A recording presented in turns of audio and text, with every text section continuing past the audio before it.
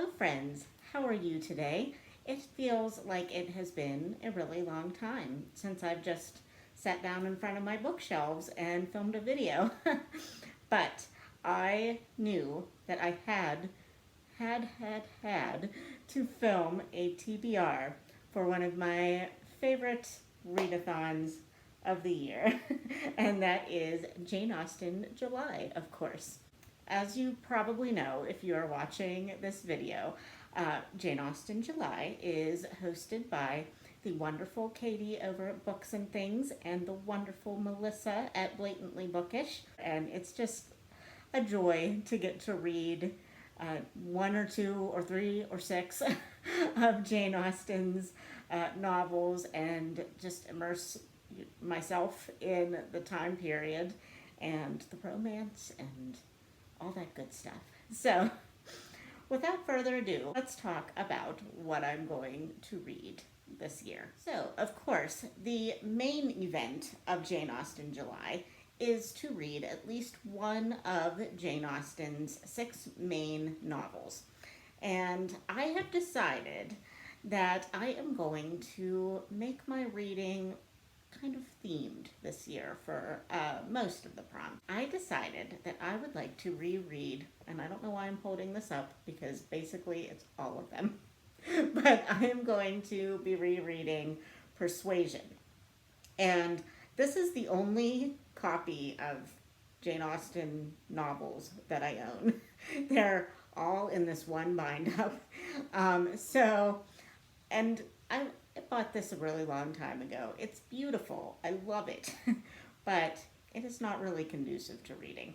Last Jane Austen, July, I listened to a number of them on audiobooks because I didn't want to lug this back and forth to work.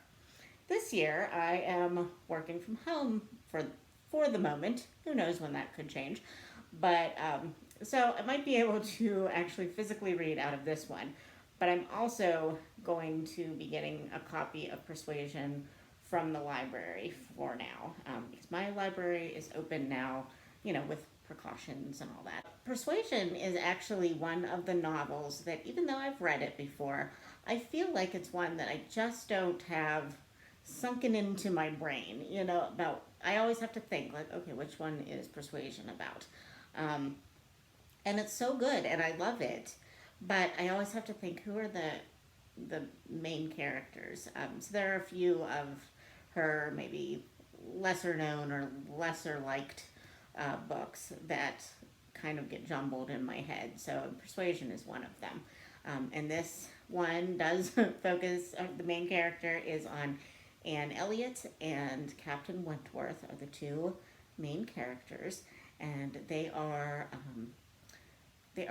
former lovers, and but Anne has rejected him because of social things, and she deeply regrets that. And it's just kind of about how they come back together and all the antics that ensue there. So I'm very excited to get to reread this one and hopefully annotate it and get it a little bit more stuck in my brain.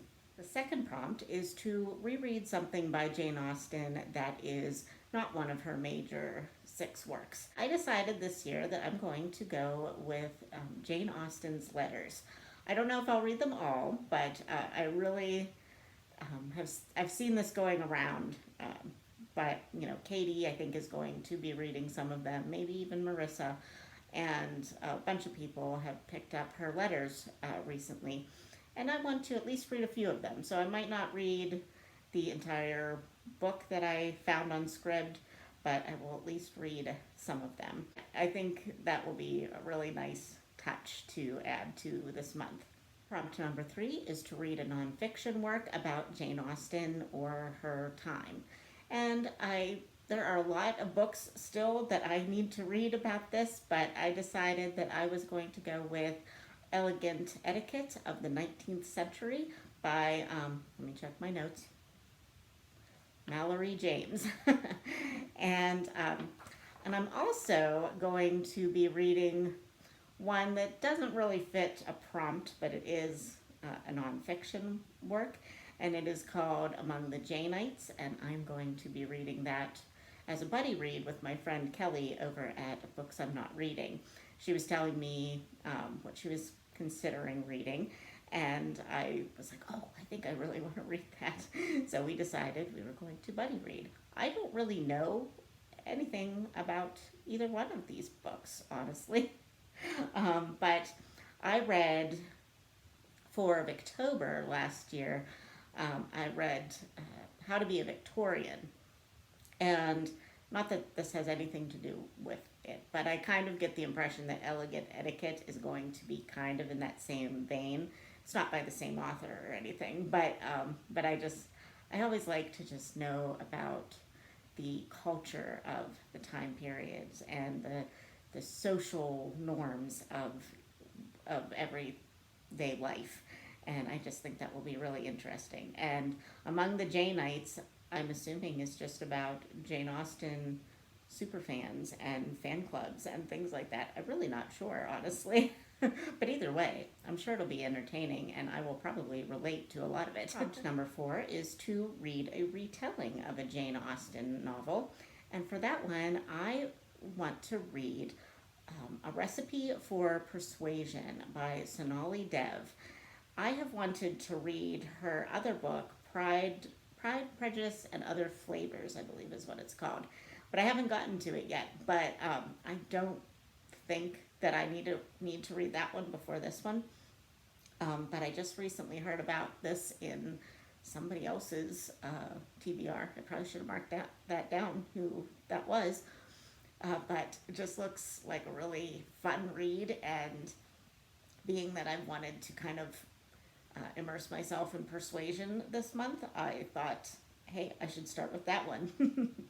But actually, if I get that one done, and if I still have time with all my other reading that I have to do, I might pick up the first one because they just both sound really interesting. A Recipe for Persuasion follows a chef who goes on a celebrity, kind of like a Dancing with the Stars. It's like Cooking with the Stars, so she gets paired up with a celebrity, and it looks like it's going to be her first love. So that should be interesting. And the last of the reading prompts is to read a book by a contemporary of Jane Austen's. And I admit that I do not know a whole lot about Jane Austen's contemporaries. I read Evelina by Frances Burney with my friend Angie from Literary Labors and Lindsay from Lindsay Reads. And we all kind of thought collectively that it was kind of ridiculous. And I actually enjoyed a lot of it, but I liked it because I just took it for what it was and looked at it as just a ridiculous satire. And I thought it was really fun, but it was also super duper long. So I wasn't really keen to go to another Frances Burney book at the moment. So instead, I decided to go with Belinda by Maria Edgeworth. And from what I recall, when I read Jane Austen at home, it talked about how Maria Edgeworth was just kind of one of Jane Austen's idols at the time when she was starting to write. So I'm really interested to maybe see what Jane might have taken away from Maria Edgeworth's novel, if anything. Or maybe she just wrote completely differently. I don't know. Maybe Belinda's going to be ridiculous too. But we shall see. I'm just very intrigued. I admit that I don't know much about 19th century authors, and I do think that I would like to get more schooled in that subject. And now for the watching prompts, which I find extremely awesome that Katie and Marissa put movie type prompts in with Jane Austen July. I am not really somebody that goes for a movie if I, have options. So this is just a really great way to kind of force me to pick up a movie and just sit and watch a movie and knit, because apparently knitting is what I do now.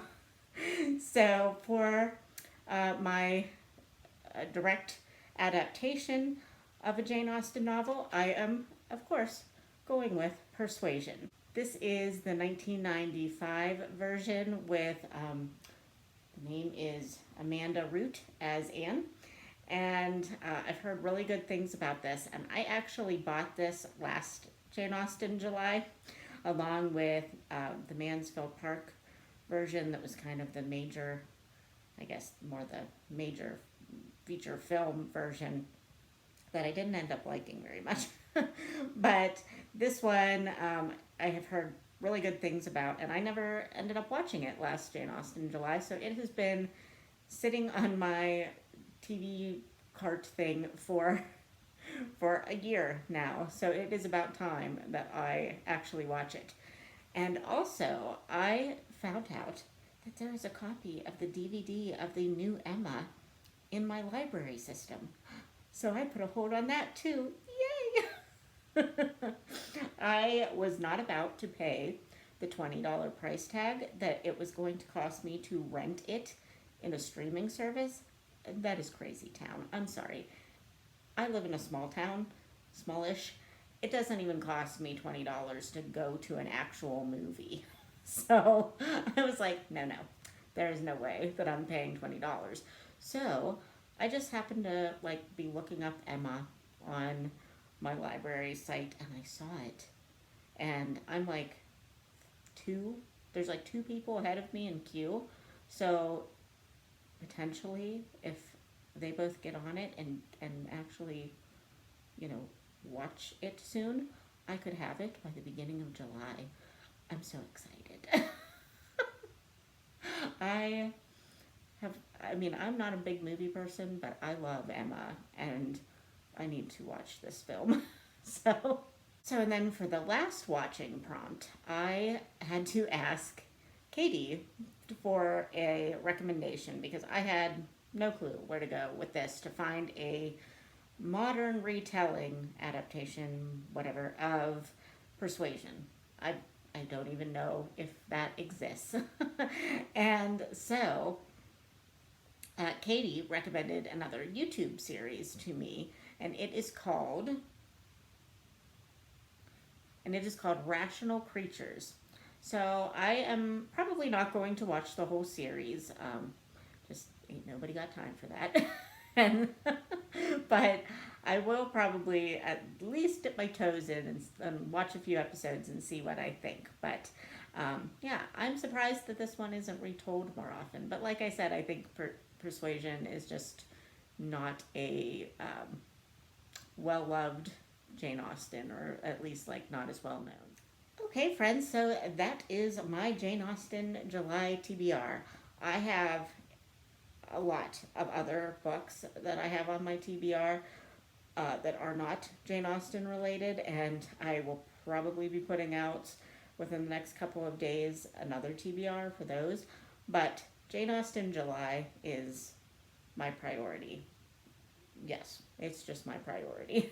I do have other buddy reads that I also have to make a priority, but the readathon for Jane Austen is my priority every year. So I'm very excited. And if you have a TBR video out, let me know. I want to go check it out and see what I don't know is even out there, because I'm sure there's so much that I don't even know about. I was just watching Petra's TBR this morning from Petra U, and she talked about 2 nonfictions that I've never heard of before. So I'm now adding it to my future TBR.